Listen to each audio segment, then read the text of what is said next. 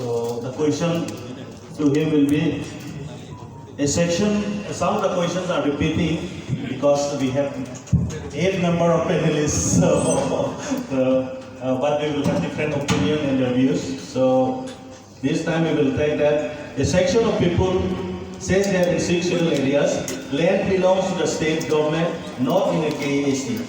So what does the 6th schedule says over land right as per para 1, para 3, 1A of the 6th schedule? Well,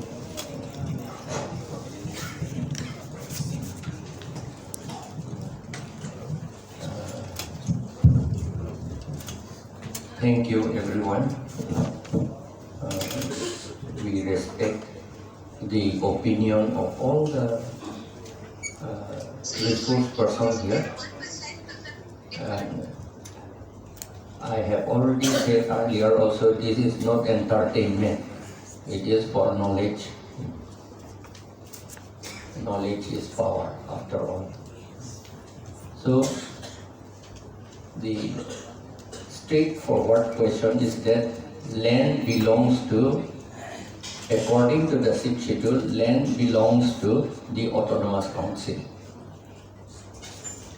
Settlement, the word settlement is a word of an act, not of a constitution.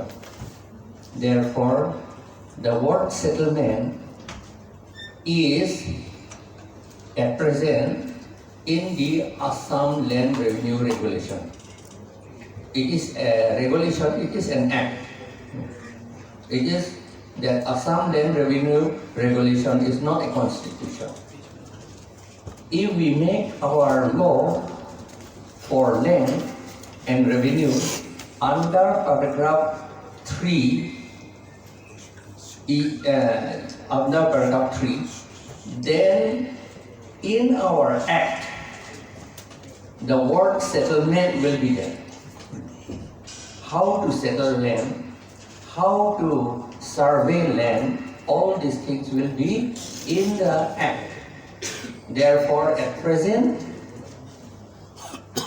the word settlement is not in the 6th schedule. Whether we like it or not, there are very conflicting in opinion, but somehow 6th schedule seems to be a mini constitution. That is the reason I think that now 125th Constitution Amendment Bill, but the amendment is 62. Is it not so? Yes, the amendment is only in 62, but it is called Constitution. So that I think I may be wrong. Still, I do not want to say something against anybody. We have got our own opinion.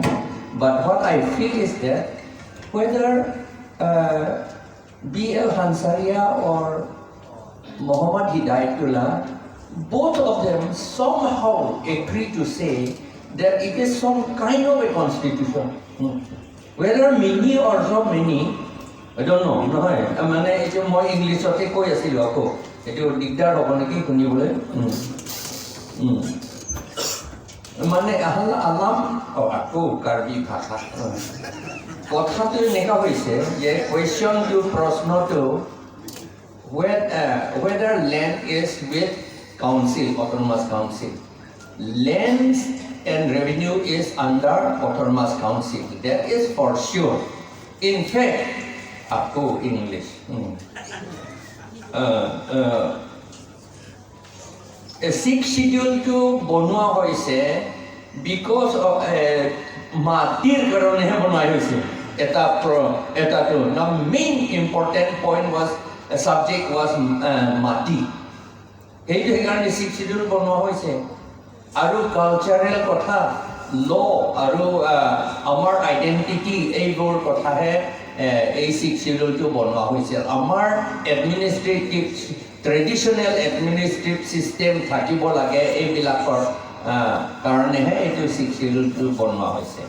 সেইকাৰণে B.L. Hansaria যি ক'ব বা মোহাম্মদ হিদায়তুল্লাহ যিমানে নকওক তেওঁলোকো এটা এগ্ৰিমেণ্টটো হয় যে এইটো 6 শিডিউলটো কিবা এটা কনষ্টিটিউশ্যনটো হয় সেইকাৰণে যিটো 125th এমেণ্ডমেণ্ট কনষ্টিটিউশ্যন এমেণ্ডমেণ্ট বিল দেই এতিয়া 125th কনষ্টিটিউশ্যন এমেণ্ডমেণ্ট বিল এমেণ্ডমেণ্টটো কিন্তু 6 শিডিউলহে এমেণ্ড কৰিছে কিন্তু কৈছে কনষ্টিটিউশ্যন সেইটো অনলি 6 শিডিউল এমেণ্ড কৰিছে Sir, for amendment of this. নাই এইটো মই নাই এই কনষ্টিটিউশ্যন শব্দটো বুজাবলৈহে এইটো কৈছোঁ সেইকাৰণে এইটোতো কনষ্টিটিউশ্যনটো হয় আৰু কি হ'লেও এটা কনষ্টিটিউশ্যনটো হয় এই মাটিৰ কথাটো এইটো বুলি মই ভাবোঁ আৰু কিবা আছেনে মোক সোধা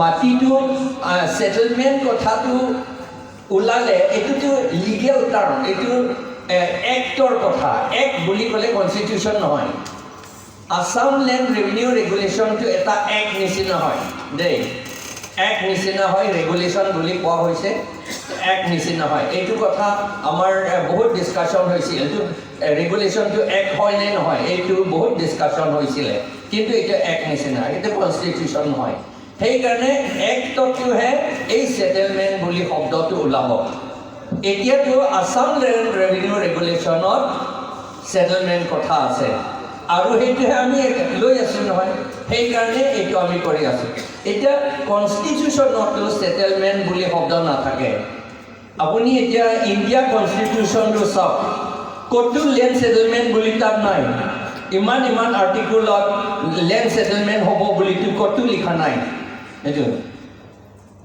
কিন্তু সেইটো বুলি পেলাই যে ইণ্ডিয়া গভৰ্ণমেণ্টে লেণ্ড সেটেল কৰিব নোৱাৰে বুলিতো নহয় লেণ্ড সেটেলমেণ্ট কৰিব ইণ্ডিয়া গভৰ্ণমেণ্টে আইন বনাব তেওঁলোকে বনালে অলৰেডি আৰু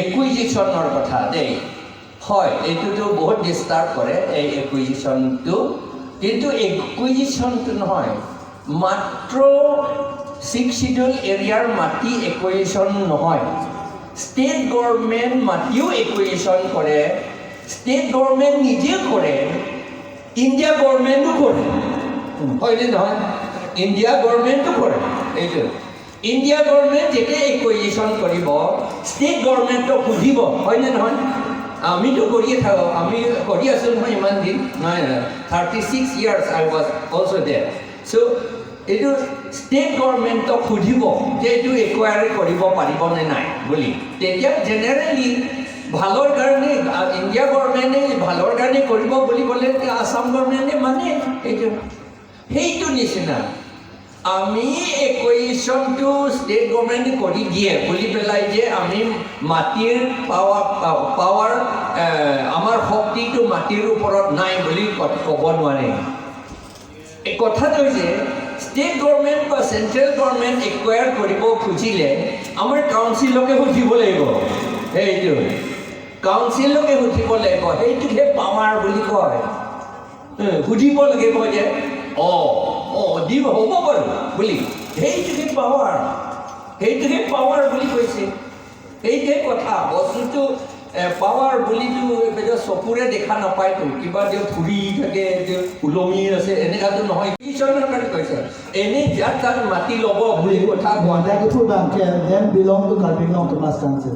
Sita, hakinang dulu pulutin. Constitution. Akinang dulu মানে একুৱায়াৰ কৰা এইটো মোক দেখুৱাইছে এখেতে সেইটো একুৱায়াৰ কৰা এইটো আছে এইটো চবতেই থাকিব আছাম ষ্টেটৰ কাৰণেও আছে এইটো আৰু ইভেন ইণ্ডিয়া গভৰ্ণমেণ্টৰো আছে কাৰণ তাতো একুৱায়াৰ কৰিম বুলি ক'লে ইণ্ডিয়া গভৰ্ণমেণ্টটো কোনোবা কাকো উঠিব লাগিব তাতো একেই কথা এইটো কাৰণ এইটো আমি যি হ'লেও আমিতো ইণ্ডিয়াৰ ভিতৰতে আছোঁ এটা nation the main nation is India সেইকাৰণে Okay. So, thank you so much, sir, for your clarification. From your point of view,